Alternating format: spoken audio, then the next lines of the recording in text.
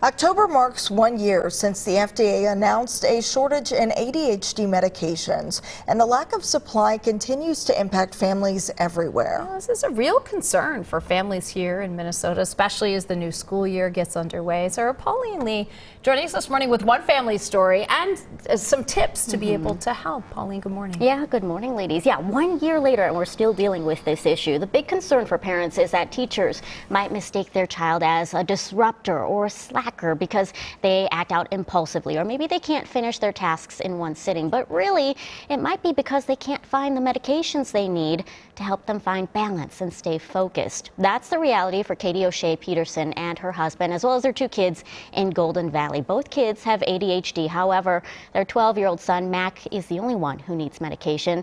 They, like so many families, have struggled for the last year to find a constant supply of it. And Mac also started middle school this year, which means a brand new school, a number of different classes, and different teachers. So her biggest advice to other families facing similar situations is to talk to their child.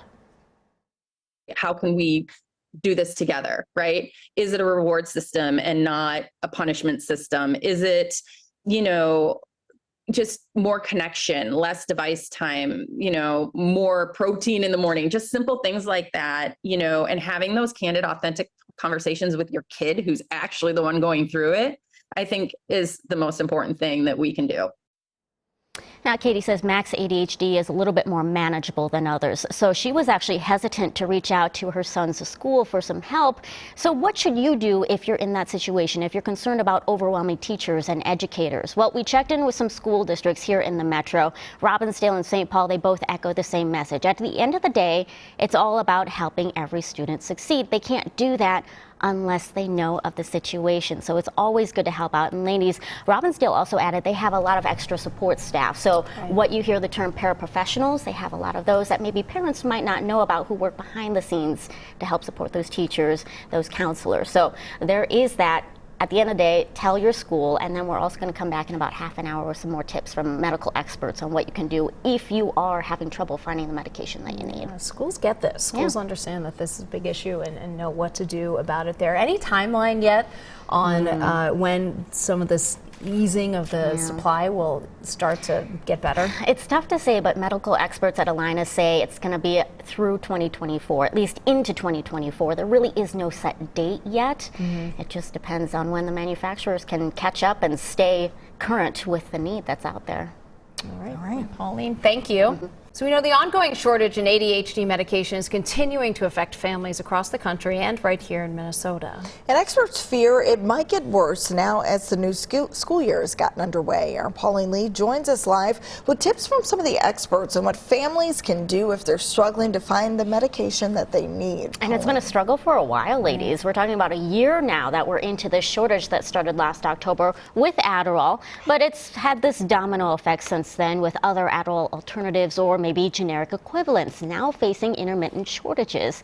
Experts say it's most likely going to continue into 2024, but there are some things that families can do outside of medication that can help.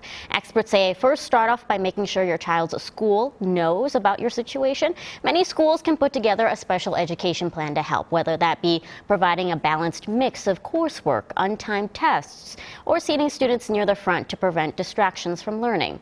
At home, they suggest taking breaks to recharge. That could help with completing difficult tasks. They say everyone with ADHD is different, so it's important to find solutions that work best for you, and maybe seeing a therapist can help with that. I don't want to say medication doesn't matter. It does. It's really, really, really helpful. But the good news is there are tons and tons of approaches that are not incredibly difficult, that people can integrate into their lives and can be profoundly helpful. So it's not like, oh, if you don't have medication, you're stuck. There are lots of things. And a therapist can help someone learn those things and integrate them into their lives. Well, he also adds having a balanced diet, making sure that you exercise and get enough sleep can all help as well. Be sure to consult with your primary care doctor first things first, just to see if a therapist could be a good fit. But places like Alina Health warn, like many things post-COVID, I should say, it can take several weeks to get an appointment. But once you're in the system, it should be a lot easier to follow up with any follow-up appointments. And we do want to be clear, this is in addition to if you can't find the medication, right? In the time being to help you kind of adapt. Some places like Alina Health say they're kind of limiting based on medications. Patients may be limited to 1 month supply instead of 3 months. Right. And then places like Children's Minnesota say they're not limiting currently, but they have in the past. They're also working closely with patients to maybe see if a different dosage or maybe different medication might also help. And it's important to communicate if you have challenges or problems or concerns, both with your child's teachers or health administrators. Just make sure that you have those conversations if you need help. At the end of the day, they can't help if they don't know, right? So it's an important conversation to have. Yeah. All right, Pauline, thank you.